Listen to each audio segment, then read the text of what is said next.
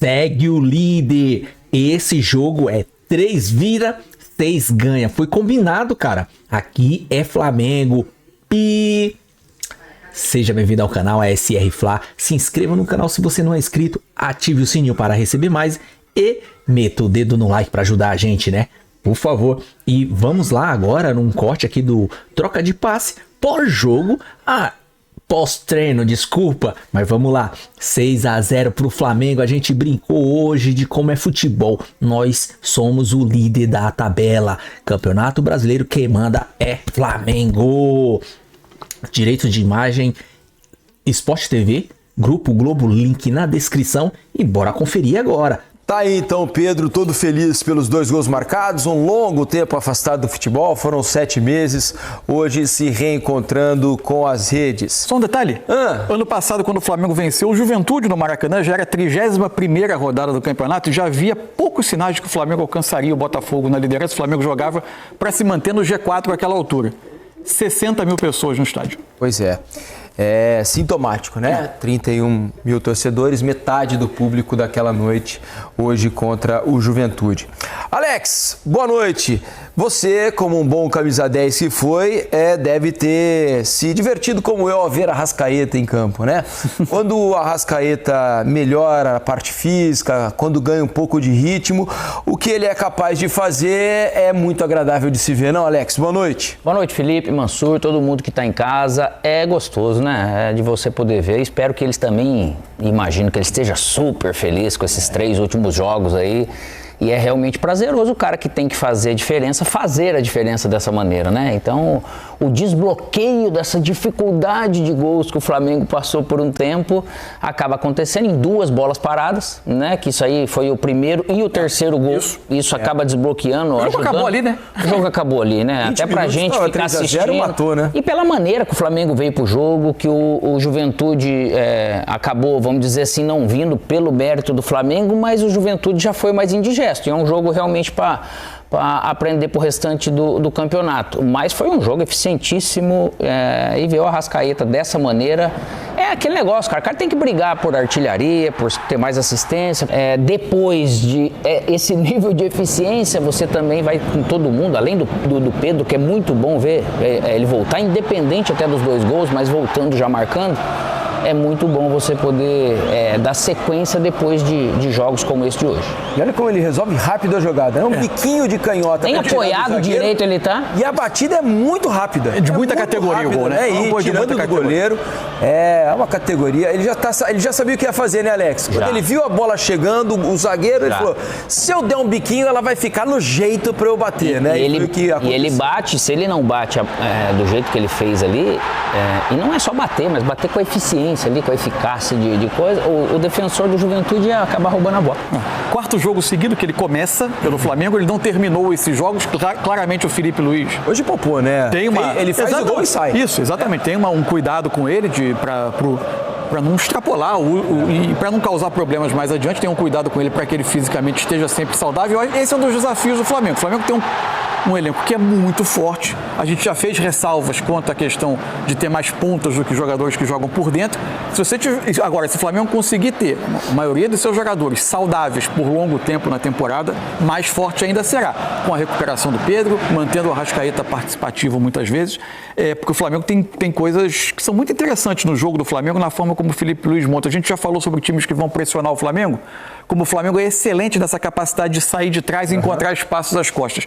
Jogos como o de hoje, que o adversário nem deixa de pressionar, porque todo mundo nesse brasileiro praticamente pressiona, mas que espera um pouco mais, que tem uma marcação em bloco médio um pouco mais para trás, como através do jogo posicional do Flamengo, de todos os treinadores que no Flamengo tentaram aplicar conceitos de jogo posicional, esse é o que tem mais fluidez, que os jogadores ocupam zonas, alternam os jogadores que estão ocupando zona, não impede que nos metros finais tenha a projeção de um volante atacando a área, de que você chega ao espaço e não está sempre no espaço, mas chega aos espaços.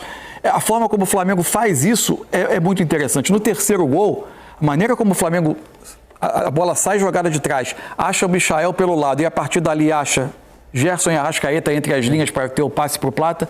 É muito interessante. Golaço. É um trabalho muito bom esse trabalho do Felipe Luiz. Sem dúvida nenhuma. Olha, terminaram os outros 2 jogos desses que começaram às 9 da noite, né? 9h30 da noite. E 2 times venceram pela primeira vez no campeonato. O Vitória bateu o Fortaleza no Barradão 2-1 e o Santos ganhou do Atlético Mineiro 2-0. Fala, Mansur, que já estamos com a nossa equipe pronta lá no Maracanã. Não, só para encerrar, o companheiro Eric Faria dá um número aqui, calculou o ticket médio Flamengo e Juventude do ano passado, R$50, o de hoje R$75, 50% de aumento. É isso aí. Vamos lá para o Maracanã, porque tenho certeza que o povo deve ter pago para Daniel Pereira estar no Maracanã hoje. Dandan estava lá ao lado de Ramon e Paulo César Vasconcelos para transmitir essa goleada do Flamengo, meia dúzia, 6-0 para um público baixo, como dizia o Mansur aqui, apenas 31 mil torcedores, muito abaixo da média do Flamengo histórica aí nos últimos anos. Tudo bem, Dandan? Tá com a voz boa ou deu uma desgastada aí hoje? Boa noite, bem-vindo ao Troca, amigo. Ah, tranquilo. Tranquilinho. 6-0 pro Flamengo. Alô, Diniz, Mansur, Alex, o rei das pizzas. E a galera reclamou. Não chegou aqui, aí, viu? não? Você Não já deve chegou? ter Eu falado. mandei uma aí. Chegou nada, só o cheiro que chegou aqui. Então o motoboy comeu. Bom, mas olha só, o torcedor do Flamengo protestou, cartazes, gritos sobre o que vocês estavam falando aí, o preço do ingresso, né? E 31 mil torcedores não é público para Flamengo. Flamengo aqui no Maracanã, 50 mil já é mais ou menos, porque normalmente é acima disso. E dentro de campo, né? Vou deixar pro PC e pro Ramon analisarem. O Flamengo deu um show, desfilou aqui no Maracanã desde o primeiro segundo de jogo. Salve Mansur, Fernando, Alex, quem nos acompanha nesse troca. Um sonoro 6-0 daqueles inquestionáveis.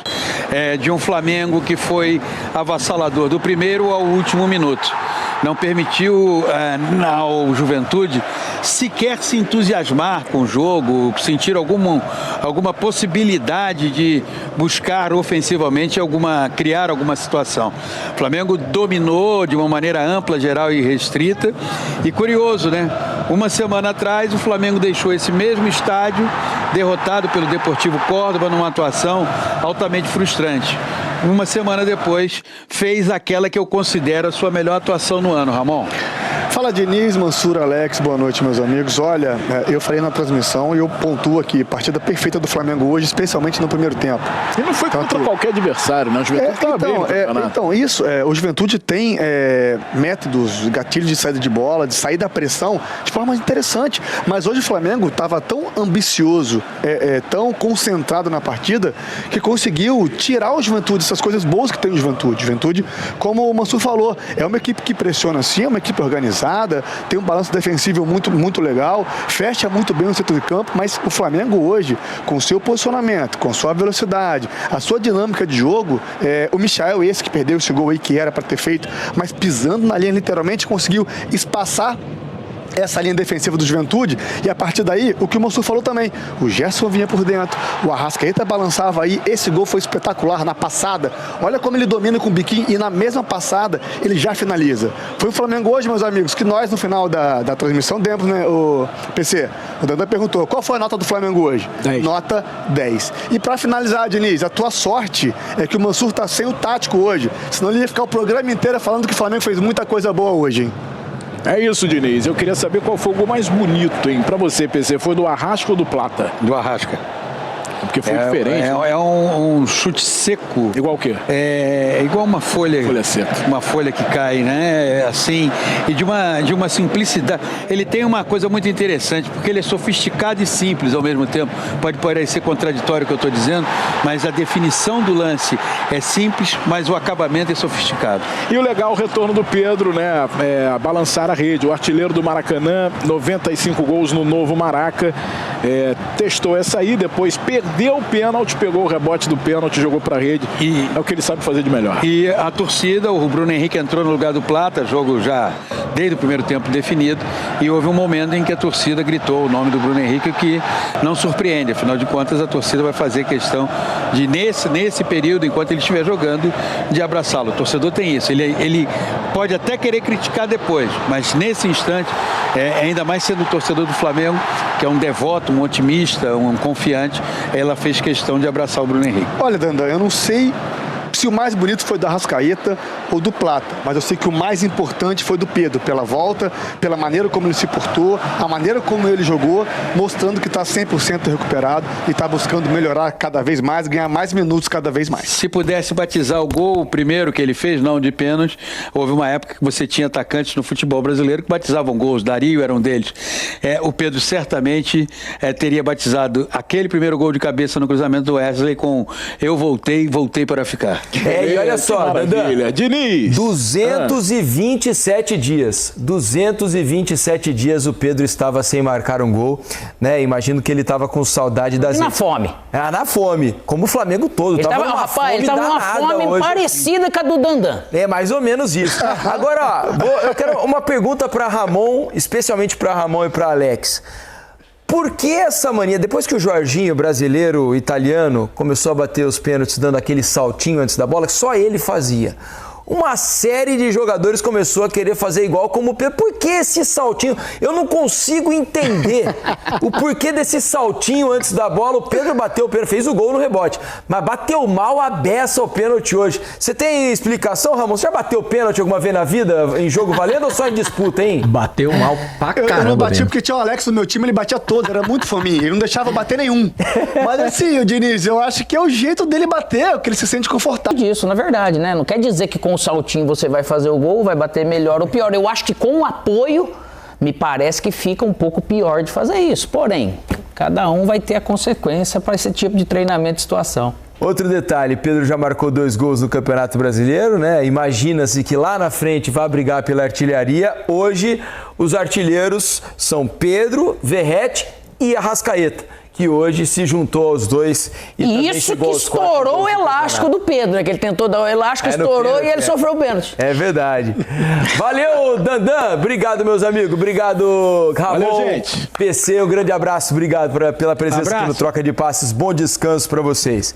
Verratti, Pedro Raul e Arrascaeta, os artilheiros do Campeonato Brasileiro, com 4 gols. Com flamenguistas em êxtase com essa vitória por goleada 6-0. O Helder Santos manda aqui, ó. Dandan na narração é garantia de puro entretenimento.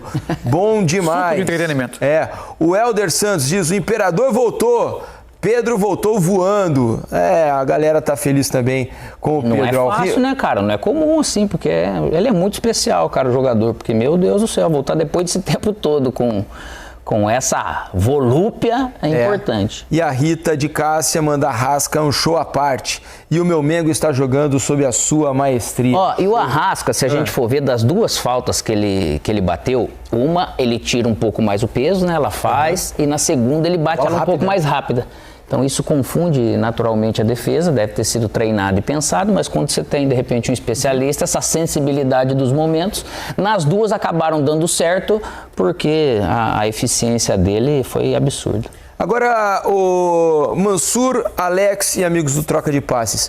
Hoje o Flamengo entrou com algo a mais. Algo a mais, né? Parecia com a gasolina adulterada ali, porque o Flamengo fazia gol e continuou em cima, não teve aquela acomodação que os clubes brasileiros normalmente têm dentro do jogo. Parecia que o Flamengo estava sempre querendo mais e mais, e isso não é comum de times brasileiros, Mansur. Assim, mas vamos lá.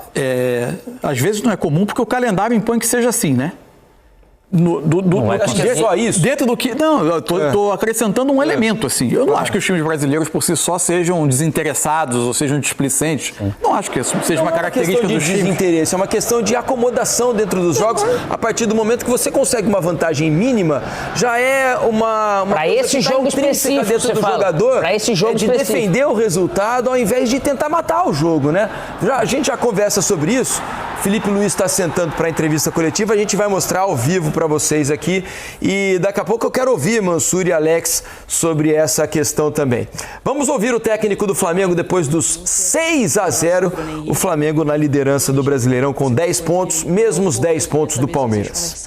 Como é que está a cabeça dele diante de tudo isso que está acontecendo, Felipe? E queria saber de você, né, que sempre é um cara que se posiciona muito bem sobre diversos assuntos envolvendo futebol.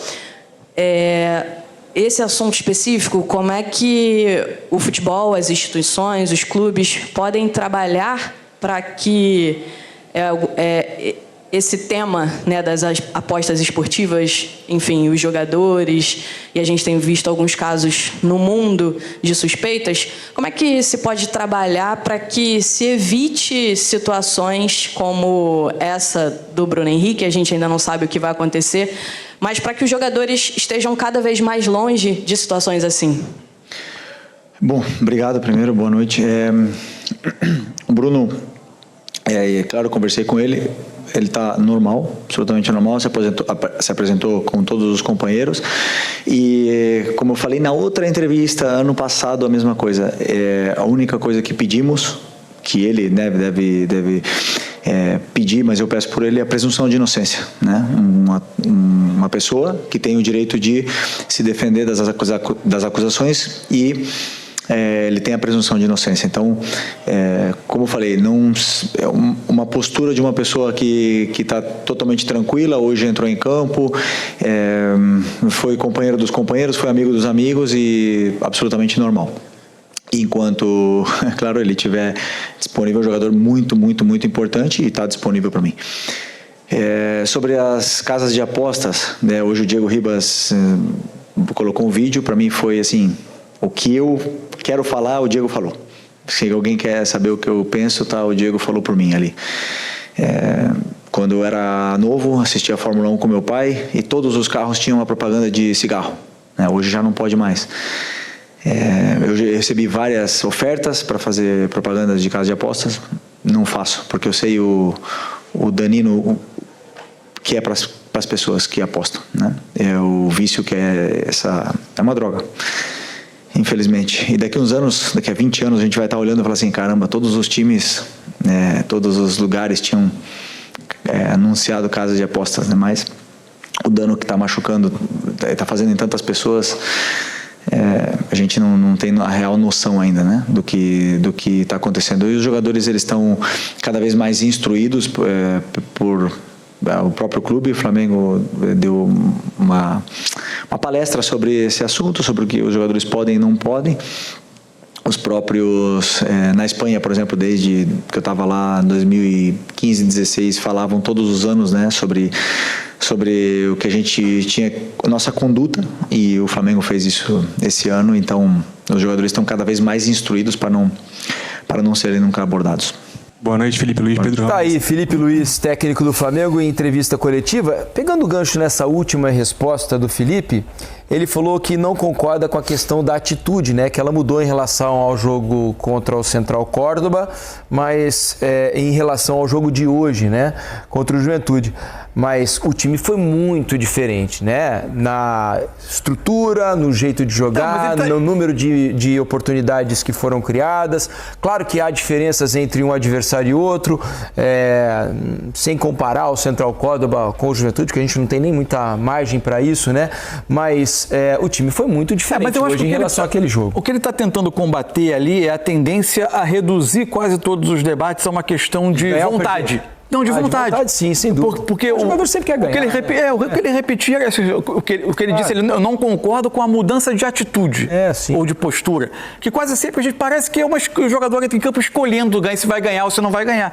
E não é assim que funciona. Aquele jogo, de fato, o Flamengo, antes de tomar o primeiro gol, o Flamengo teve 2, 3 oportunidades boas e acabou não concluindo. E depois que tomou o gol, aí, de fato, o time fez muitas coisas erradas no jogo, o time não funcionou. Enfim, eu acho que era esse ponto que ele estava se pegando.